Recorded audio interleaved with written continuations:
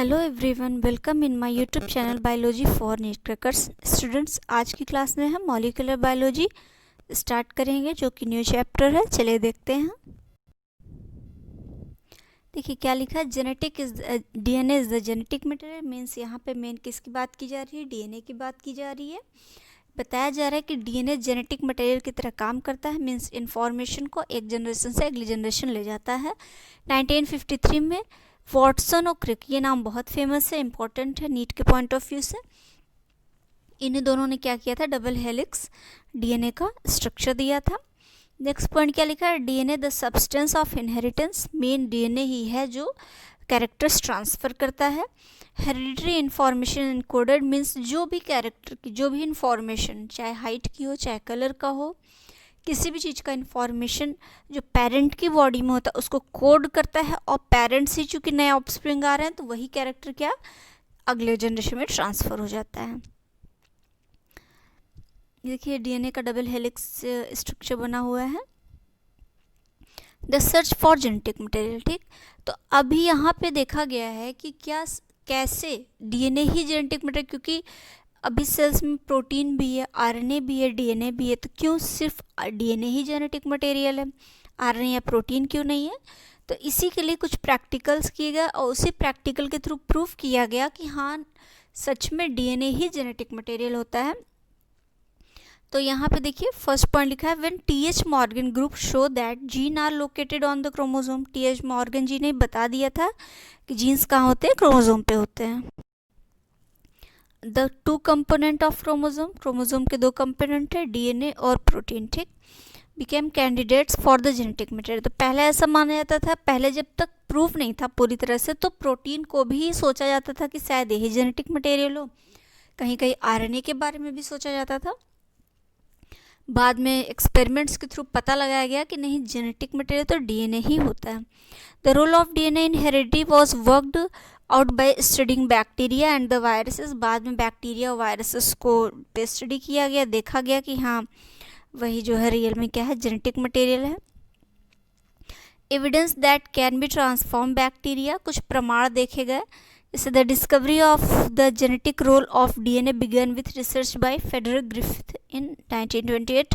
देखिए यहाँ पे क्या है, सबसे पहले ग्रिफिथ जी ने वर्क किया था 1928 में, कुछ मतलब रिसर्च किए थे और प्रूव किया था, डीएनए का रोल देखा था। DNA worked with to strain. DNA क्या लिया था? एक बैक्टीरिया लिया, और वो बैक्टीरिया कैसे था? न्यूमोनिया काज करने वाला बैक्टीरिया था। वास्तव में क्या था? डिप्लोकोकस न्यूमोनी, आपने बैक्टीरिया सुना होगा इसका नाम। तो इन्होंने क्या किया था, यही बैक्टीरिया लिया था और उसके दो स्ट्रेन लिए थे। मतलब निमोनिया काज करने वाले बैक्टीरिया के टू टाइप्स लिए थे।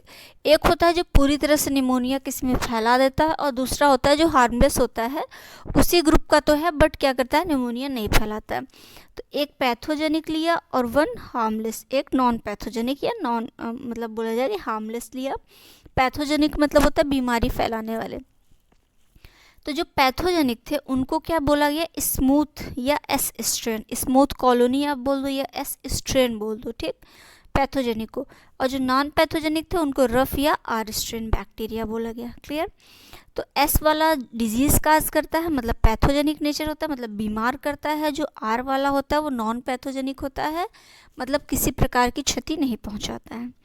अब देखिए यहाँ पे एक्सपेरिमेंट किया गया। सबसे पहले क्या किया? एस बैक्टीरिया को, मतलब स्मूथ कॉलोनी वाले, मतलब स्मूथ बैक्टीरिया को लिया गया, और ये देख रहे हैं यहाँ इंजेक्शन में फिलअप किया गया और किसी चूहे को, माउस को लगा दिया गया, ठीक। जैसे ही लगाया गया क्या हुआ कि वो चूहा मर गया, माउस डाइस, ठीक। पहला तो ये हो गया। दूसरी बार क्या किया गया? ये सेकेंड है। दूसरी बार क्या किया गया? Living R cell. देखिए लिविंग का मतलब है कि यहाँ जो बैक्टीरिया जो भी डाले गए हैं वो कैसे जीवित है। फर्स्ट वाले में भी देखिए यहाँ लिविंग लिखा है ना, मतलब पूरे एक्टिव बैक्टीरिया को डाला गया, ठीक है। एक्टिव बीमार करने वाले बैक्टीरिया को डाला गया था तो चूहा मर गया। अगली बार जब सेकंड टाइप एक्सपेरिमेंट किया गया तो रफ वाले को डाला गया, वो भी जीवित बैक्टीरिया था, उसको भी इंजेक्शन भर के डाला गया।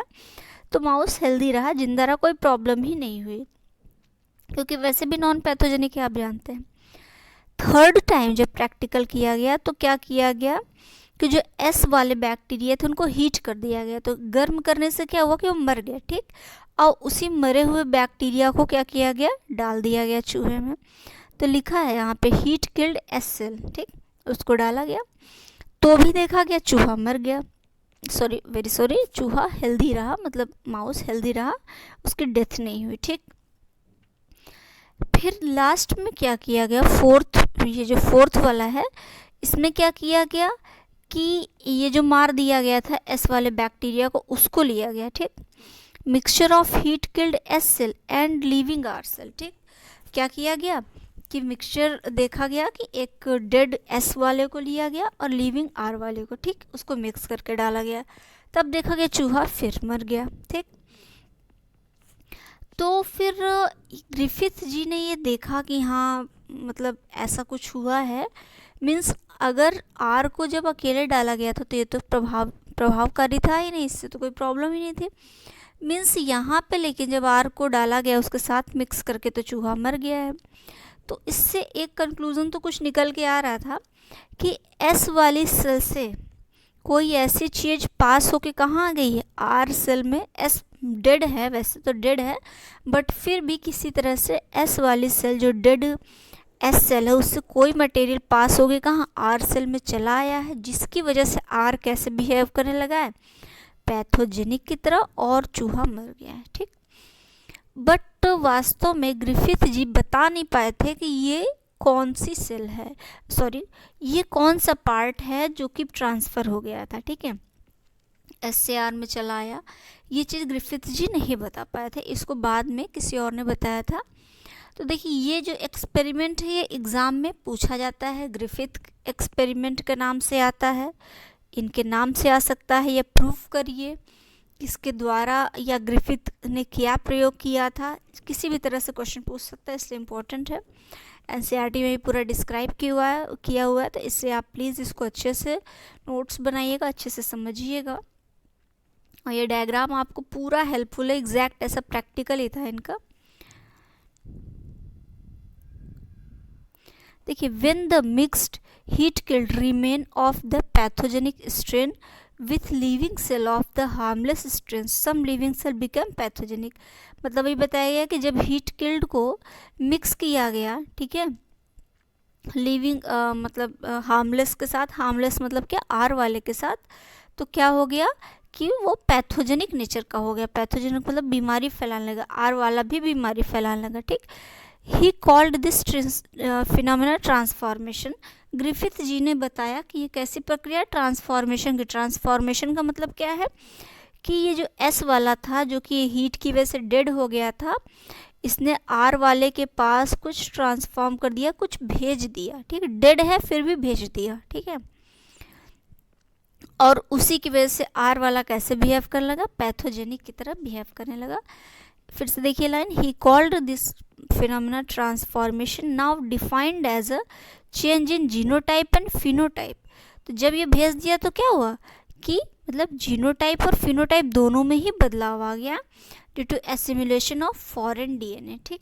अब यहाँ तो बता दिया गया है फॉरेन डीएनए, बट वास्तव में उस समय नहीं पता चला था, ठीक है।